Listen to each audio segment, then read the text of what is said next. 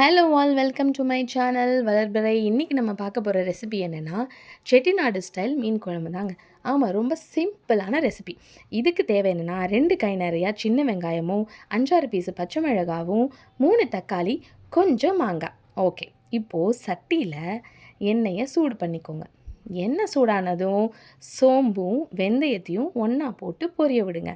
அது பொரிஞ்சதும் நறுக்கி வச்சுருக்க வெங்காயத்தை தூக்கி உள்ளே போடுங்க.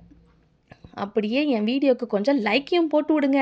ஆமாங்க, வீடியோ சும்மா பார்க்கக்கூடாது, லைக்கும் பண்ணணும், ஷேரும் பண்ணணும், சப்ஸ்கிரைப் பண்ணுங்கள்.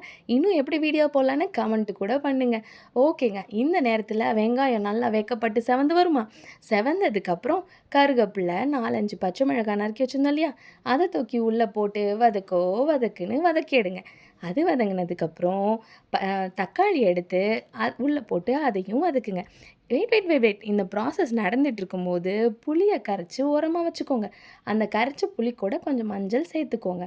இப்போது இது நல்லா வதங்கினதுக்கப்புறம் கரைச்ச புளியை தூக்கி உள்ளே போட்டு நல்லா கொதிக்க விடுங்க. அந்த டைமில் புளி போட்ட டைமில் மாங்காவையும் சேர்த்து போடுங்க. கொதின்னு நல்லா கொதிக்கட்டும். கொதித்ததுக்கப்புறம் என்னங்க, நம்ம எடுத்து வச்சுருக்க மீனை தூக்கி உள்ளே போடுங்க. நல்லா நீச்சல் அடிக்கட்டும். மீன் நீச்சல் அடித்து 5-10 நிமிஷத்தில் அவ்வளோதாங்க, ருசியான செட்டிநாடு ஸ்டைல் குழம்பு ரெடி, மீன் குழம்பு. ஓகேங்க, இன்றைக்கி இந்த ஃபஸ்ட்டு ரெசிபி எப்படி இருக்குன்னு மறக்காமல் கமெண்ட் பண்ணுங்கள்.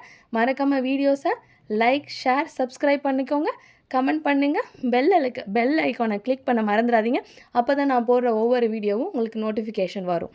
ஓகே நண்பர்களே, பாய் பாய், see you in next good recipe. Tata. இப்போதைக்கு ஐம் சசிகலா. பாய்.